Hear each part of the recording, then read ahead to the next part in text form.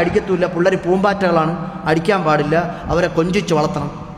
എൻ്റെ അഭിപ്രായം ഞാൻ പറയാം, പേഴ്സണൽ അഭിപ്രായം. അടി കൊടുക്കേണ്ട സമയത്ത് നല്ല അടി കൊടുക്കുക, പക്ഷേ അടി മാത്രം കൊടുക്കരുത്. കുട്ടികളെ സ്നേഹിക്കുക. അതായത് കുട്ടിക്ക് തിരിച്ചറിവ് ഉണ്ടാവണ സമയം വരെ കുട്ടിക്ക് അന്തവും കുന്തമൊന്നും ഉണ്ടാകത്തില്ല. കുട്ടിക്ക് അടി കിട്ടിയാലേ ചില കാര്യങ്ങൾ കുട്ടി മനസ്സിലാക്കുള്ളൂ. അല്ലെങ്കിൽ കുട്ടികളൊക്കെ ഭയങ്കര കുഴപ്പമാണ്. പുതിയ കാലത്തെ കുട്ടികൾ വിശേഷിച്ച് 24 മണിക്കൂർ മൊബൈൽ ഫോണിനകത്ത്. അതിനകത്ത് കാണണയൊക്കെ വന്ന് ഉമ്മാടെ സ്റ്റണ്ട് കണ്ടിട്ട് ഒന്നിന് ചെറിയ ചെറുക്കന്മാർ 8 വയസ്സ് 9 വയസ്സ് പ്രായമുള്ളൂ. അവൻ്റെ അടുത്ത് ഇങ്ങോട്ട് വേണമെന്ന് പറഞ്ഞാൽ അങ്ങോട്ട് പോയിട്ട് ടിഷ്യൂ അവൻ കണ്ട സ്റ്റണ്ടെല്ലാം അവിടെ ഉമ്മാടെ നെഞ്ചത്താണ് തീർക്കുന്നത്, കൊച്ചു പിള്ളേർ. അപ്പോൾ അവൻ അടി കൊടുക്കേണ്ട സമയത്ത് നല്ല പൊട്ടിപ്പ് കൊടുക്കുക പിള്ളേർക്ക്. അങ്ങനെ പൊട്ടിപ്പ് കൊടുത്ത് വളർന്ന പിള്ളേർ ഇപ്പോൾ ഒരു പെൺകുട്ടി വാപ്പ റീചാർജ് ചെയ്യാൻ വേണ്ടി പറഞ്ഞു, 200 രൂപ കുറഞ്ഞു പോയി, അത് പോയി തൂങ്ങി മരിച്ചു. കാസർഗോഡ് ജില്ല. ഇന്നാലില്ലാഹി വ ഇന്നാ ഇലൈഹി റാജിഊൻ എന്ന് പറയും. ഇന്നാലില്ലാഹി വ ഇന്നാ ഇലൈഹി റാജിഊൻ. അള്ളാഹു കാത്ത് രക്ഷിക്കട്ടെ. ആ പിതാവിന് അള്ളാഹു ക്ഷമ കൊടുക്കട്ടെ. എന്തൊരവസ്ഥയാണ് നിങ്ങൾ ആലോചിച്ച് നോക്കി. ഒരു കുട്ടി അങ്ങനെ മരിച്ചോ എന്ന് നമുക്ക് സഹിക്കാൻ പറ്റുമോ? 17-16 വയസ്സേ ഉള്ളവർക്ക്. അപ്പോൾ ഈ പെണ്ണിനെ നിങ്ങൾക്ക് കൊഞ്ചിച്ച് വളർത്തിയതാണ് കുഴപ്പം. നല്ല അടിയെ കൊടുത്ത് നമ്മളൊക്കെ പണ്ട് വീട്ടിൽ നിന്ന് എത്ര വട്ടം പുറത്താക്കിയിട്ടുണ്ടോ? ഈ കൂട്ടത്തിൽ കുറേ ആൾക്കാരെ വാപ്പ പുറത്താക്കി വീട്ടിൽ നിന്ന്. കൈ വെക്കണുണ്ടോ? അടി എടുത്ത് പോടാൻ നമ്മൾ അടിച്ചോട്ടിച്ച് വീട്ടിൽ പാതിരാത്രി കയറാൻ പറ്റിയില്ല. എവിടെ കടത്തിണ്ണയിൽ പോയി കിടന്ന് വാപ്പ പോയെന്ന് അറിഞ്ഞപ്പോഴാണ് തിരിച്ചു വന്ന് ചോറ് കഴിച്ചത്. അങ്ങനത്തെ എത്ര ആൾക്കാരുണ്ട്. അങ്ങനെയൊക്കെ അടി കൊടുത്ത് വളർത്തുന്ന പിള്ളേർ നല്ല പിള്ളേരായിട്ട്, സ്നേഹമുള്ള പിള്ളേരായിട്ട് വളർന്നു വരും.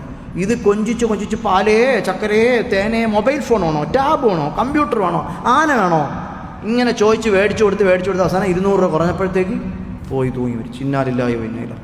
അള്ളാഹു കാത്തുരക്ഷിക്കട്ടെ. ആ കുട്ടിക്ക് അള്ളാഹു പുറത്തു കൊടുക്കട്ടെ. ആ കുടുംബത്തിന്, ആ ഉമ്മാക്ക്, ആ വാപ്പാക്ക് അള്ളാഹു ക്ഷമ നൽകുമാറാകട്ടെ. ഏത് പിതാവിന് സഹിക്കാൻ പറ്റുന്നത് വല്ലാത്ത വേദനയാണ്.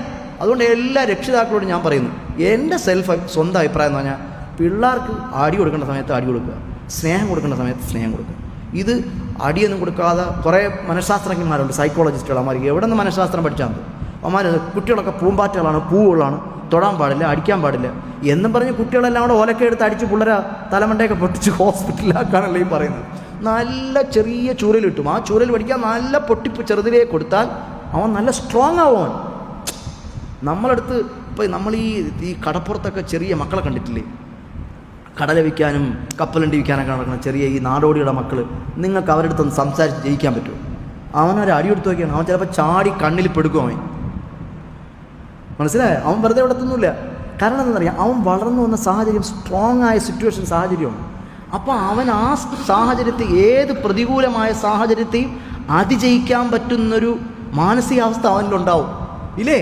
നമ്മളവനെ പറ്റിക്കാനൊന്നും പറ്റത്തില്ല. 5 പൈസ അവൻ കുറച്ച് തരത്തില്ല. കടലയ്ക്ക് വേണ്ടി 10 രൂപ കടല, 9 രൂപ തരത്തില്ല. അത് 15 രൂപയ്ക്ക് അവൻ മേടിപ്പിക്കും നമ്മളെ കൊണ്ട്. അതാണ് അവൻ്റെ മിടുക്ക്. അപ്പോൾ അതായത് നമ്മൾ വളർത്തുന്ന സാഹചര്യങ്ങൾ കുട്ടികൾക്ക് കുറച്ച് ടാസ്ക് കൊടുത്ത് വളർത്തിയാൽ അവർ നല്ല പിള്ളേരാവും.